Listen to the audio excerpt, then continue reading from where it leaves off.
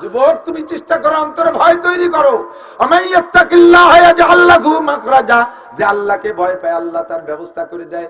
এই ইউসুফ আলাইহিস সালামের কিসসার শেষে একটু গল্প আছে, এটা আমার বড় মজা লাগে, খেয়াল করেন। বলবো? জেলখানায় তো কতদিন থাকলেন, তারপরে বের হলেন। এরপরে বেরোনোর পরে এই মাঝে অনেক কিস্সা। বেরোনোর পরে যাইয়া আজিজে মিসর, মিশরের প্রেসিডেন্ট মারা গেছে। বাদশা মারা যাওয়ার পরে, বাদশা বেঁচে থাকতে ইউসুফ আলাইহিস সালামকে খাদ্যমন্ত্রী বানাইছে। বাদশা মারা যাওয়ার পরে এবার প্রেসিডেন্ট হয়েছে ইউসুফ আলাইহিস সালাম। তখন সেই জুলাইখা যে রাজপ্রাসাদে ছিল সেখান থেকে বহিষ্কার হয়ে গেছে। উনি সব ফেলাই টেলাই তুইয়ে টুয়ে সম্পদ যা হয়েছিল তাই নিয়ে বাড়ি চলে আসছে। আসার পরে নিজের বাড়ি থাকে, কিন্তু ইউসুফ আলাইহিস সালামের ভালোবাসা অন্তর থেকে মুছতে পারতেছে না, কোনোভাবেই পারে না। তো ভালোবাসা যখন মুস্তি না পারে, তখন ইউসুফ আলাইহিস সালামের সাথে একটু সাক্ষাতের একটা লোভ, সেই থেকে চেষ্টা চালাই যাচ্ছে। যেই যায়, যার সাথে দেখা হয় তাকেই বলে আমার সাথে ইউসুফরে একটু দেখা করায় দিতে পারিস। তো সর্বকালেই তো দালাল দুলুল আছে, কয় যে আপা 2000 টাকা দেন, দেখি একটা লাইন করতে পারিনি, 5000 টাকা দেন, একটা লাইন করতে পারি, ঘুষ করে লাগিয়ে গেছে। এই করতে করতে করতে করতে এই দালালকে টাকা দিতে দিতে বুড়ির সব শেষ। ঘর বাড়ি পর্যন্ত বেঁচে বেলাইছে ইউসুফ আলাইহিস সালামের মহব্বতে, ভালোবাসায়। লাস্টে যাইয়া রাস্তার পাশে একটা ঝুপড়ি, একটা কুড়িয়ে ঘর বানাইয়া ওই জায়গা থাকে। শুনছে যে এই রাস্তা দিয়ে ইউসুফ যায়, তো যখন যায় সেই সময় একটু বেরোয় দেখবো। আর ওই যে মূর্তি, এখনো মূর্তি পূজারি, ওই মূর্তিরে ডেলি পুজো করে, সেবা দেখো। মূর্তি ভগবান ভগবান লাত উজ্জা মানাত বল, সরস্বতী দুর্গা কালী শ্রী লক্ষ্মী ইত্যাদি কইয়া তুই একটু আমার ইসুফের সাথে একটু দেখা করাই দে, তাহলে তোরে সামনেতে আরো বেশি বেশি পুজো করবো। ওর বাবারও ক্ষমতা আছে নাকি? কিছুই পারে না। আর ইউসুফ আলাইহিস সালামের যে ঘোড়াটায় চড়তেন, ওই ঘোড়াটা ছিল আমার মনে হয় বাংলাদেশি নেতাকে গাড়ি দিয়ে বানাইছে নাকি, নাই নেতারাও ওই ঘোড়া দিয়ে বানাইছে।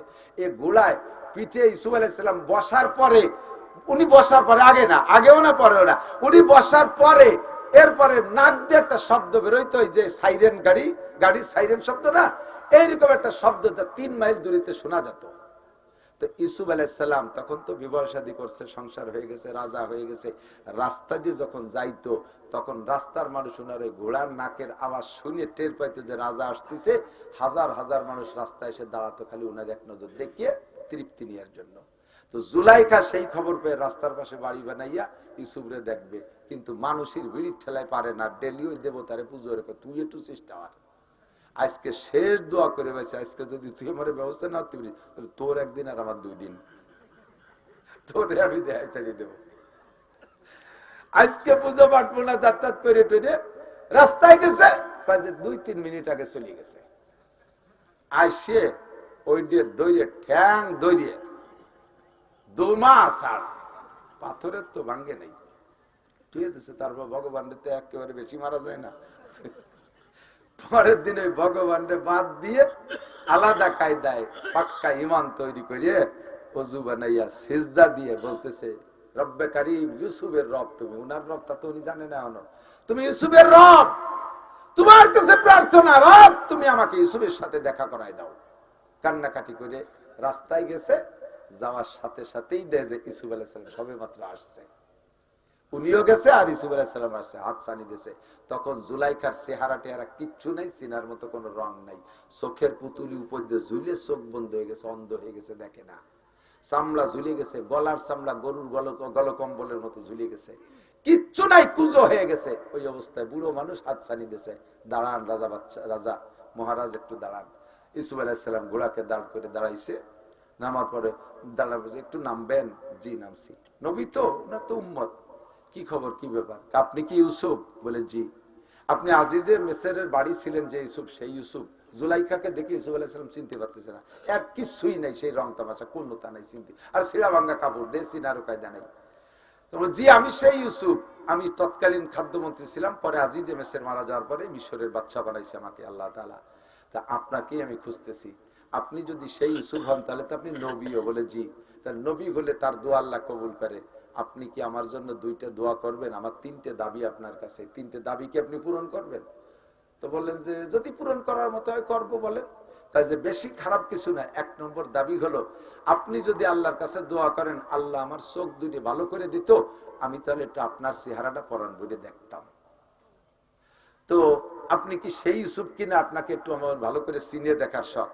তো ইউসুফ আলাইহিস সালাম দোয়া করলেন, আল্লাহ মহিলাটার চোখ ভালো করে দাও।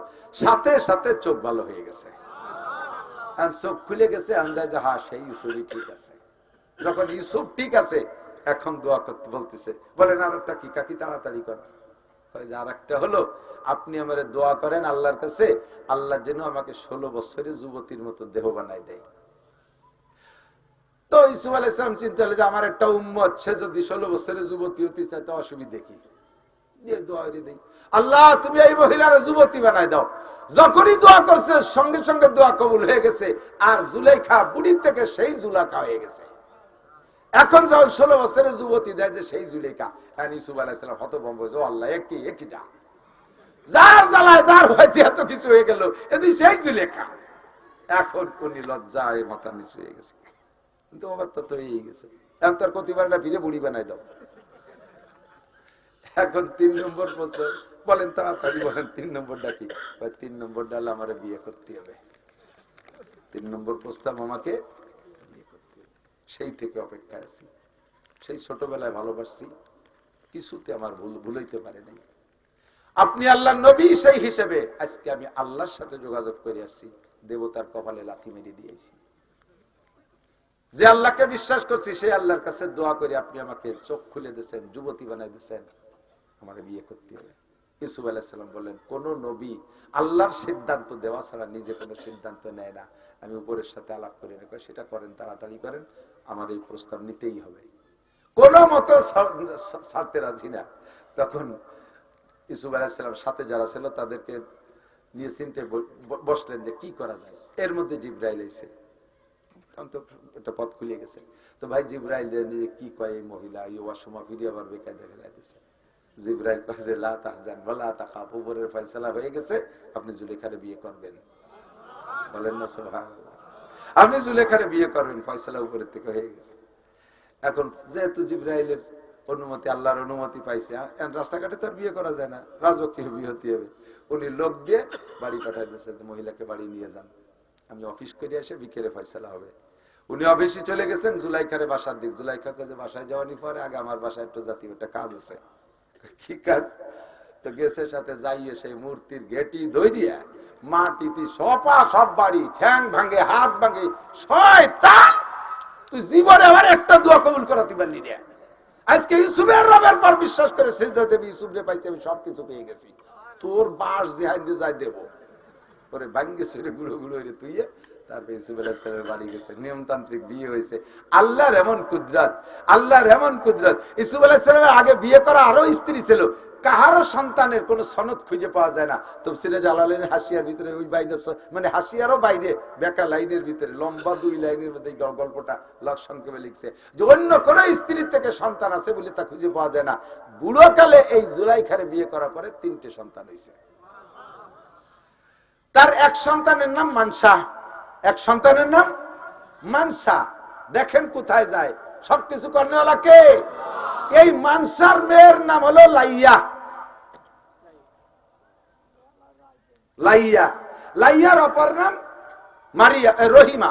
লাইয়ার আরেক নাম কি? রহিমা। এই রহিমা হযরত আইয়ুব আলাইহিস সালামের স্ত্রী। কোথা থেকে কোথায় ঘুরে ঘেরাইয়া কিভাবে নিয়ে জায়গায় জোড়াই দিয়ে আবার সুন্দর একটা নবীওয়ালা নসল জারি করে দিয়েছে। ক্ষমতা কার? যে আল্লাহকে ভয় পায়, আল্লাহ তার জন্য বিপদ থেকে বের হওয়ার রাস্তা খুলে দেয়। ধারণার বাহির স্থান থেকে রিজিকের ব্যবস্থা করে দেয়। তাকওয়ার 2 নম্বর ফলাফল। 3 নম্বর ফলাফল আমার দিক তাকান। আল্লাহ কয় ইন্না আকরামাকুম ইনদাল্লাহি আতকাকুম। দুনিয়ায় তোমাদের মধ্যে অনেক সম্মানী মানুষ থাকতে পারে, আরে সামনে বসে সম্মান করো, চলে যাওয়ার পরে গালি দাও, আছে না নাই? বড় বড় অফিসাররা আসে, পুলিশের অফিসাররা বিশেষ করে আসলে জবরদস্তি ডাপ্পাড়ি খাম পাড়ি খাইটা পাড়া উঠে মুরগি সবাই এটা উঠা খাওয়াইয়ে জম্মের কান খাওয়াইয়ে বাড়িতে বিদে দেওয়ার পর শালা বেটা শালাইছে সাইসে চুলিয়ে সাফ করে দিয়ে গেছে। গালিও কি গালি না, এই খাওয়া তার সম্মানের খান খাওয়া। সরবুনের পীর সাহেব, মুফতি আব্দুল গফফার সাহেব, মৌলানা ইসমাতুল্লাহ কাসেমি, মৌলানা লিয়াকত আলী সাহেব, ইয়াহিয়া মাহমুদ সাহেব, হুজুরের ভাই, ইন্দ্রাই বড় বড় মানুষ আসলে খাওয়াইয়া কি যে খুশি হয়। হুজুরি আমি নিজে খাদেমদের খাইছি, হুজুর খাতিও পারে, আলহামদুলিল্লাহ খুব সুন্দর। শেষে যা ছিল তা আমি দিয়ে দিছি, হুজুর কিন্তু যত্ন সহকারে নিয়ে গেছে। 1 মাস 2 মাস পর্যন্ত গল্প করে, আনন্দ প্রকাশ করে। এর নাম হলো রেজকে কারিম, সম্মানের খানা, সম্মানের খানা। ওগো খাওয়াইছো, যাওয়ার পরে গাইলিও 14 গোষ্ঠী উদ্ধারে দাও, আর এনাকে খাওয়াইয়া জীবন ভরে গর্ব করো, এটা হলো সম্মান। এটা কি? আর এই সম্মান পায় কে? যার ভিতরে আল্লাহর ভয় যত বেশি, সে তত বেশি সম্মান পায়। এরপরে আল্লাহ পাক রব্বুল আলামিন বলেন, উদখুলু ফিস সিলমি কাফা লা তামুতুন্না ইল্লা ওয়া আনতুম মুসলিমুন। হে দুনিয়ার মানুষ, তোমরা দুনিয়া থেকে মরতেই হবে, মরা ছাড়া একজনের উপায় নাই, বাইসে থাকতে কেউ পারবে না। তবে মরার আগে তোমরা মুসলমান হয়ে মরবা, নড়াচড়া হবে না। এদিক তাকান, আমি বলে থাকি ওয়াজের মাহফিলটা হলো গাই দোয়ানোর মতো, যাইয়েই বান ধরে টান দিলে দুধ বেরোয় না, বাসুদ্দে কিছুক্ষণ পানাতি আয়, পানানোর পরে দোয়ানোর সময় যদি বালতি সরাই নিয়ে যায় দুধ বেরোবে না। ওয়াজের সিস্টেম শুরুতে বিভিন্ন কিছুতে খানিক ফানাই টানাই নিয়ে শেষে যায় দোয়ানোর সময় যদি চল যায় আর বসে থাকতে মনে চাচ্ছে না, তো ফানানোর সময় দোয়ানোর সময় বালতি সরাই নিয়ে বাড়ি চলে গেলে কিছু বাড়ি যাবে না। আখেরি ফানা, আখেরি দোয়ানো হলো দোয়া মুনাজাত, দোয়া করবো আল্লাহর কাছে, ঠিক না? একটু বসতে হবে। আমারও কষ্ট হয়ে যাচ্ছে, কত পারা যায়। এখন সেই সেপ্টেম্বরেতে শুরু করছি, প্রত্যেক রাত্রে দুনিয়া তো আসেই 3 ডে 4 ডে, এবার সিলেট যে একদিন 5টা করছি, দিনই একটা রেজাল্ট করে আপনার বক্তা চোখে বাড়িটা করছি দিনই, রাত্রি সে জাফলং এর শুরু করছি, ওই যে জাফলং শিক্ষা সফরে যাও ওই জায়গাতে শুরু হচ্ছে, রাত্রি 4 ডে করে ক্লান্ত হয়ে গেছে। পরের দিন আবার 3 ডে করে তারপরে আইসি। 2 ডে 3 ডে 4 ডে তো ডেলি চলতি তালে আছে, পারা যায় আর কত। আপনারা মোহাব্বত করেন, নগরকান্দা সালতার মানুষ বিশাল মোহাব্বত করেন। আমার শ্রোতা জগতে সবচাইতে বেশি আপনারা আর মাগুরা আলারা। আলহামদুলিল্লাহ, আমার গোপালগঞ্জের মানুষ আমার কথা শোনে, গোপালগঞ্জেও দিনে দুপুরে মাহফিল হইল। তো আপনারা বসার কারণে ভালো, আমি যাই বলি আপনারা শোনেন, সেই গাতেরই বলি। এই কথাগুলো বহুবার বলছি, শোনা কথাই বলতেছি। তার ফাঁকে ফাঁকে যদি কিছু শিখার থাকে শিখবেন। আল্লাহ পাক বলেন, লা তামুতুন্না ইল্লা ওয়া আনতুম মুসলিমুন, মুসলমান না হয়ে মরো না। জানতে চাইলাম আল্লাহ মুসলমান তো হইছে কটটুকুতে, তা তো ভালো বুঝে উঠতে পারতেছি না। আল্লাহ কয় মুসলমান হতে হবে সবটুকু, একেবারে পূর্ণ মুসলমান। ওয়ালা তামুতুন্না ইল্লা ওয়া আনতুম মুসলিমুন, ইয়া আইয়ুহাল্লাযীনা আমানু দুখুলু ফিস সিলমি কাফা। ইসলামের মধ্যে ঢুকলে পূর্ণ ঢুকবা, আধা বিধি হবে না। আবার তুমিনুনা বিবাযিল কিতাব ওয়া তাকফুরুনা বিবায। কুরআনের কিছু মানুষ যেটা ভালো লাগে, নামাজ ভালো লাগে পড়ো, রোজা ভালো লাগে না রাখো না, রোজা ভালো লাগে রাখো, আবার তারাবি ভালো লাগে না পড়ো না, এরকম 50-50 আদাবে আমার কাছে আসবা। উদখুলু ফিস সিলমি কাফা। আল্লাহ বলেন ইসলাম কি?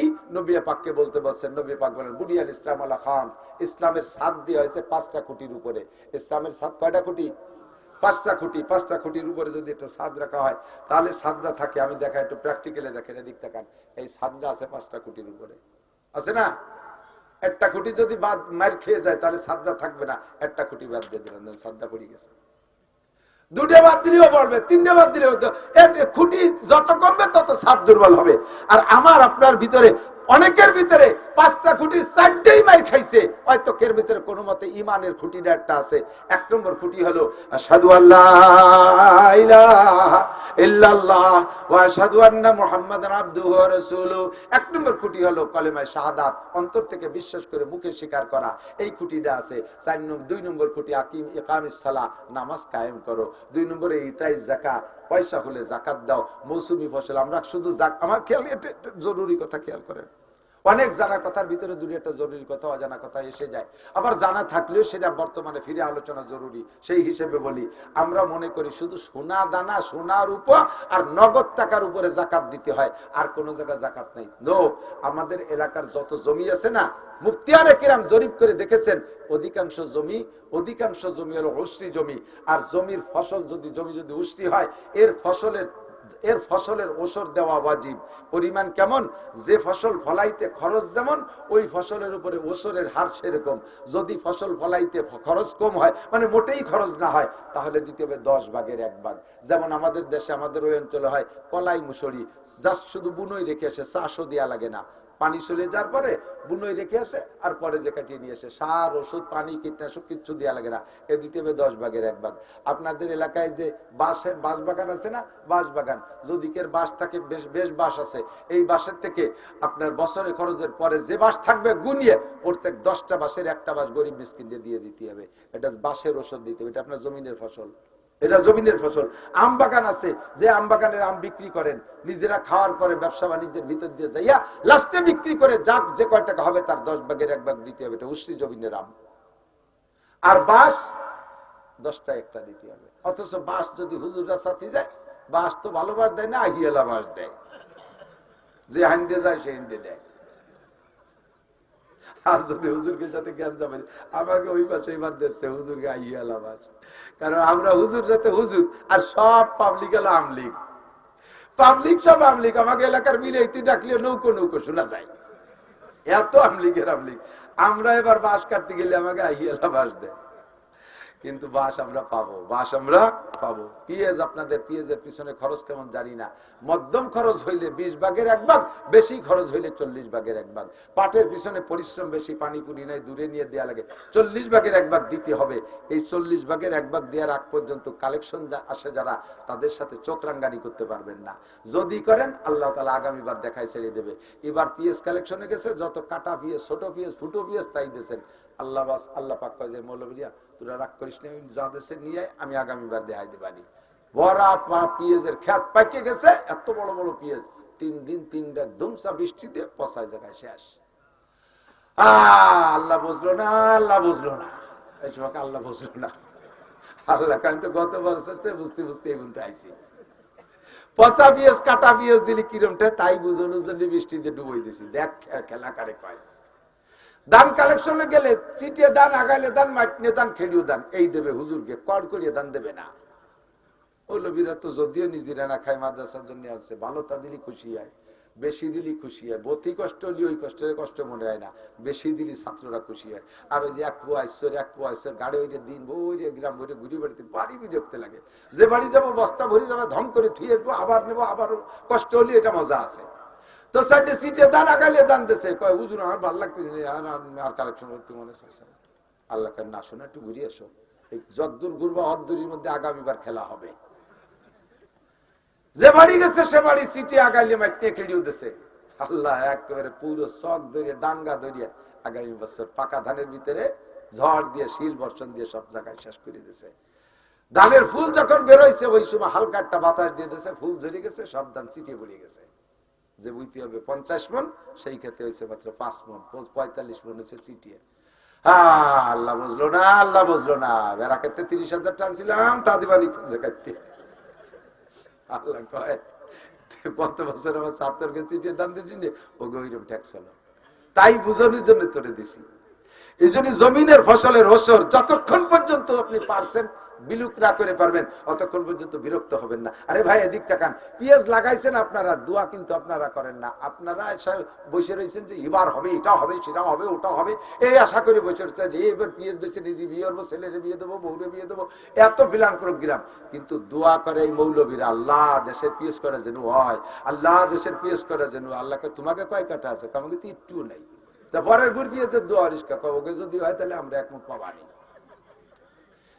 পরের ঘরে পরের গোয়ালির কালা আড়িয়ে দেখি আমি দড়ি পাকাই, আপনাদের ক্ষেতের ফসলের জন্য আমরা দোয়া করি। আমার সুলতান সেই মাদ্রাসার সিলিং এ আজও আপনাদের এই নগরকান্দার পেঁয়াজ আছে, গত বইরে পেঁয়াজ 100 মন পাইছিলাম আলহামদুলিল্লাহ। ওই সোহাগ চেয়ারম্যান আছে না আটগড়, সোহাগ চেয়ারম্যানকে মসজিদের থেকে 50 মন, আর বাহিদ্দে মৌলানা শফিককে মসজিদের থেকে পাইছি 50 মন। 2 মসজিদে 2 শুক্রবার আইসে নামাজ পড়তে, আইসে কলাম জন মুখ খান্না খুনতান, ফেলাই দিলি তো একটু কাটে দিলাম, ফেলাইয়া 50-50-100 মন হয়ে গেছে। 50 মন বেঁচে এটা হাদিসি মাদ্রাসায়, 50 মন সিলিং এ দিয়ে দিছি, সারা বছর খাইছি। আমরা কি পরিমাণ দোয়া আপনাদের পেঁয়াজের জন্য করি জানেন? তা তো জানেন না। খুব দোয়া করি আল্লাহ ধানের ক্ষেত্রে ধান দিক, পেঁয়াজের ক্ষেত্রে পেঁয়াজ দিক, সব দোয়া উলামায়ে কিরাম করে। কিন্তু সেই মৌলবীর নামে যত অভিযোগ, যত দোষ দোষ, মৌলবীরা দেশটা খালো। কি খালো? কৃষি খালো, সব তার দাম হুজুররা বাড়াইছে, কাপড়ের দাম বাড়াইছে হুজুররা, লুঙ্গির দাম বাড়াইছে হুজুররা, প্যান্টের দাম বাড়াইছে কিনা? প্যান্ট তো কোনো হুজুর বাড়ে না। বিড়ির দাম বাড়াইছে কিনা? সেদিনকে ধুমচাক বাড়ানো দিচ্ছে সিগারেটের দাম, এখন সিগারেট খা কমিয়ে গেছে। আমি যে আল্লাহরে যে কি খুশি হয়েছি যে আল্লাহ এই ইউনূস সরকারের পর আর কিছু নইলে সিগারেটের দাম বাড়ানোতে আমি দারুণ খুশি হয়ে গেছি। বহুত সিগারেট কমিয়ে গেছে খাওয়া। তখন এগুলো কোন হুজুর বাড়াইলো? অনার্থক দোষারোপ না করিয়া মাদ্রাসায় ফসল দেবেন, মৌসুমি ফসল, এগুলো ওসর দেবেন। আল্লাহ পাকের কাছে আল্লাহ পাক রব্বুল আলামিন খুশি হয়ে আপনি ফলন বাড়ায় দেবেন। সবাই বলেন আমিন। সামনে রমজান মাস, রোজা রাখবেন তো? আকিমিস সালাত, কালিমা শাহাদাতের পরে ইসলামের 2 নম্বর খুঁটি নামাজ, 3 নম্বর খুঁটি রোজা, যাকাত, 4 নম্বর খুঁটি রোজা, 5 নম্বর খুঁটি হজ। 5টা খুঁটিকে আমরা ঠিক রাখবো তো ইসলামের মধ্যে পূর্ণ দাখিল হয়ে গেল।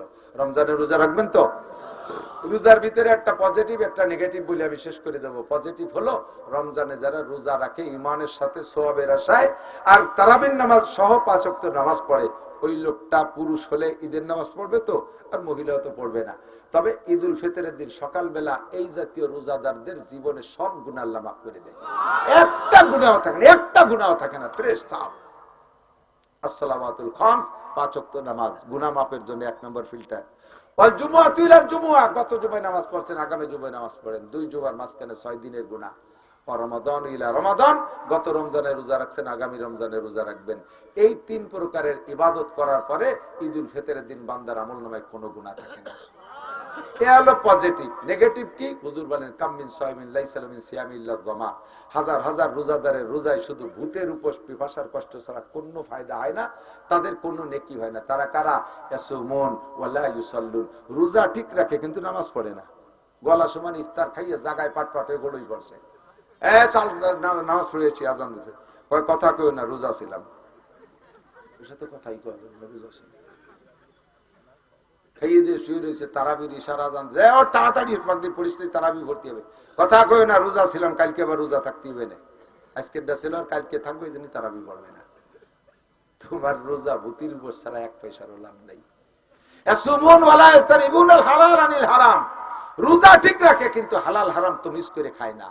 যা পায় এক দারসে গিলতি তালে থাকে, সুদের টাকা সেহরি, ঘুষির টাকার ইফতারি। সুবহানাল্লাহ, আছে না নাই? 30,000 টাকা বেতন পায়, ডেলি ইফতারিতে খরচ করে 2,000 টাকা। এই টাকা পাও কোন জায়গা? মাসে 60,000 টাকার ইফতারি খালি, এই টাকাটা আসতে করে বেতন তো পাইছে 30,000। ওই রাস্তায় দাঁড়ায় ট্রাকের সাথে একটু মুসাফা টুসাফা করি, সেভাবে আল্লাহ দেয়। পীর সাহেবরা মুরিদদের সাথে মুসাফা করে, আর ওটা ট্রাকের সাথে মুসাফা। এই মুসাফা করার টাকা দিয়ে রোজার যে কয়টারে রাখাইছে সব বাতিল। তুই তো রোজা থাকতি না, আজকে যে রোজা পাই চেয়ারম্যানের বাড়ি ইফতারির দাওয়াত, চেয়ারম্যানের বাড়ি ইফতারির দাওয়াত, মোটা খাবার, রোজা নাতে কি রে যায়, সেই জন্য রোজা রয়েছি। কালকেও ছিলাম না, আগামীকাল থাকবো না। মাঝে মাঝে যেদিন ইফতারির দাওয়াত সেদিন রোজা থাকে, ধোলাই হবে। এই সমস্ত রোজা রোজা না, ইমানের সাথে সোয়াবের সাথে রোজা রাখবো তো। দিন তো মোটামুটি ছোট, আবহাওয়া মোটামুটি শান্ত আছে, আরো ধীরে ধীরে শীতের দিকে আসবে। এখন থেকে আমরা পাক্কা প্রতিজ্ঞা করি আর একটা রোজাও ছাড়বো। আল্লাহ তাআলা সবাইকে তৌফিক দান করেন। আর মহিলা মাদ্রাসার বিষয়টা হুজুরও বলছে, আমিও বলি, আমি মহিলা মাদ্রাসার খুব একটা পক্ষে ছিলাম না। নানান ফিতনার সম্মুখীন হতে হয়, বহুত কঠিন ব্যাপার। 10টা পুরুষ মাদ্রাসা চালানো যে কঠিন, একটা মহিলা মাদ্রাসা তার চেয়ে কঠিন। পুরুষ মাদ্রাসায় ছেলেদেরকে বাবরচিও পুরুষ রান্না বান্না করে দেয়, ওরা তো ছেলেরা রান্না বান্না বান্না যা দেয় তাই বিসমিল্লাহ কইয়া খাইয়া আলহামদুলিল্লাহ কই উঠে যায়। আর মহিলারা তো বাবরচির জাতি, ওগে মোটে রান্ধে খাওয়াইয়া খুশি আর কায়দারাই বিশ্ববিখ্যাত বাবরচি রান্না করে দেয়, নূর হইনি ভ্যান হইনি কি রাঁধছে, এই যে বেশ কি তার দেখতে মোটে বেতনির মতো জ্বলি ওঠে, এগিয়ে মোটে খুশি রাখা যায় না। আর যদি আবাসিক হয়, আবাসিক অনাবাসিক 200-100 ছাত্রী যদি দেয়, একটা মাইও নিজের 2 হ্যান্ড স্যান্ডেল পাই দেবে না, এর এক কান ওর এক কান, এর এক কান ওর এক কান, নিজের জামা আর একজনের পায় জামা, এ গুছাতি গুছাতি হুজুরকে মাথা চুলতায় না, হুজুরকে বউকে খালাম্মা, এ খালাম্মারা আম্মা হয়ে যায়। এত জ্বালা এগে পালিয়ে ভুষে রাহা ভারী কঠিন। তাই যে খুলছে, খোলার পক্ষে সমর্থন দিছি। একদিক তাকাইয়া সেটা হলো, ওরা তো জামাতে নামাজ পড়বে না, মহিলারা নিজেরাও ইমামতি করে জামাতে পড়বে না, মসজিদেও যেতে পারবে না, কিন্তু কিরাত অশুদ্ধর কারণে তো নামাজ বাতিল। আর কিরাত শুদ্ধ করার বিকল্প কোনো ব্যবস্থা নাই, নিয়মিত মাদ্রাসায় পড়া ছাড়া। এই গ্রাম্য যে মসজিদেরই মক্তব না, ওতে কিছু হয় না, ও আনাকে উনোকে ওই শেষ করে দেয়। আর ইমাম সাহেবের বেতন হলো 4,000 টাকা, ও তো ভালোই ফলালি পড়ার পড়তা পড়ে কি 6-7 মুষ্টি চাল আর 4,000 টাকা, 60-70 জন মাই আইছে, ছেলে আইছে, কিভাবে পড়াবে? ওই ভয়তে এরকম জিম ধরে থাকে, নালাতি নালাতি হুজুর ওই মধ্যে ঘুমোয়। আর ওরা কোনো কোনো না, হুজুর আমার সিমারা ভরে মুতে দিছে, আর কানের মধ্যে শ্যাম দিছে, ছুটি ছুটি ছুটি ছুটি, 6-7 বছর ঘুরিয়ে হয়ে গেল করছি, ওদের কিচ্ছু হয় না।